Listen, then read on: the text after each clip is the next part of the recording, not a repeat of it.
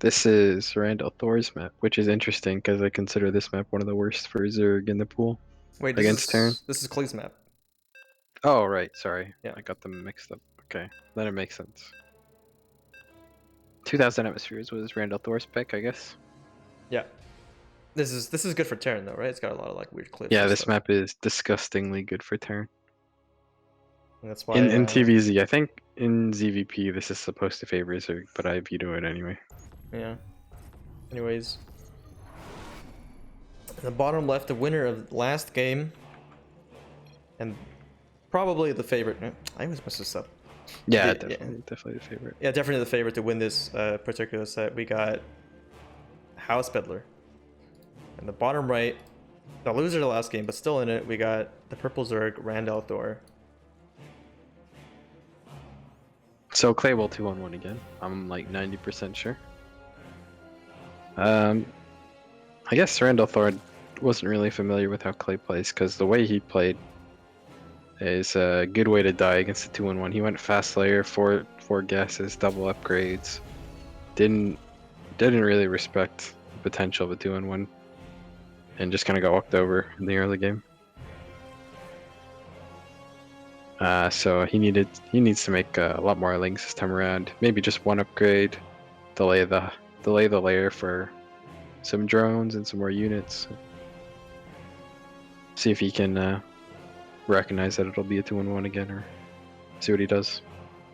Because it will be a 2-on-1 again. Yeah, I think a lot of it kind of comes down to the experience of the players, right? Like up till that point in the game, the macro particularly isn't super difficult as long as the enemy's not like cheesing you or something. But it seems like Randalthor just doesn't know how to recognize certain things, or it's just like you play a game enough where you have like enough game experience, you'll just kind of know, oh, I need this many links for this time, but he just didn't have it ready, right? Kind of like that. Maybe just doesn't know how Clay plays. Yeah, it could be that too. I mean, if it was like a straight up macro game, he was setting himself up quite nicely. I don't think he macroed poorly or anything. It just he was just not ready for a 2-on-1. Yeah, I mean, that's kind of what I was trying to say, I think. But I mean, I don't know. But like, it's harder for him to. I lied. See things, Clay did not go for a 2-on-1. It's factory. Clay's going for a factory, so I guess you'll play a more standard opener. A reactor. Yeah, this is all normal. Going for double gas, so this won't be a 3cc variant. I think this will just be a 1-1-1 Hellion Lib or Hellion Banshee, depending on what Clay feels like. Hellion Banshee's a little bit safer, Hellion Lib's a little bit more aggressive.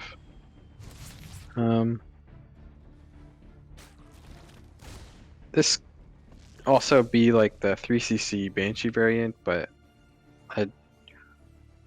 I don't think Clay would be familiar with that build. Yeah, this will just be a 1-1-1.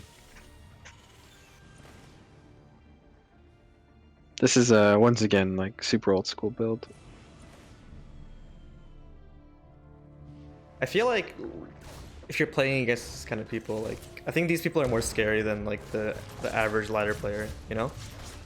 What do you mean? Like if you had the choice between playing someone who was like, let's say 5k like now, or like is still 5k even though they don't play, like the people that are 5k that like don't play and it's like play their like play some matches like every now and then, like their mechanics have got to be so good that like the strategy just doesn't matter, right? At that point, like as long as the strategy is like okay, right?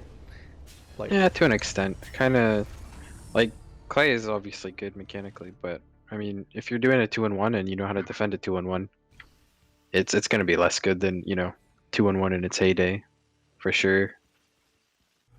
Zergs have solid 2-on-1, so I guess to a certain extent, I think there might just be like a little bit of a skill gap between these two players. So, I mean, Clay will take an advantage where he can get it.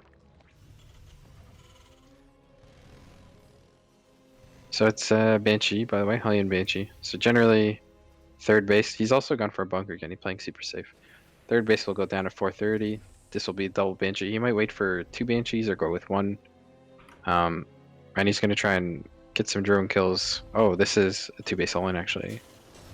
not opting for the third command center, going for the barracks first.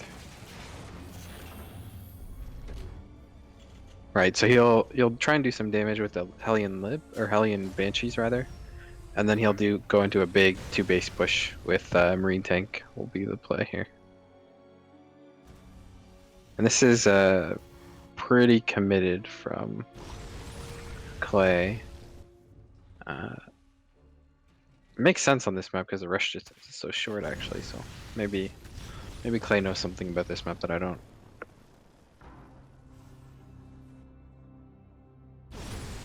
And Randalthor is going into Roach.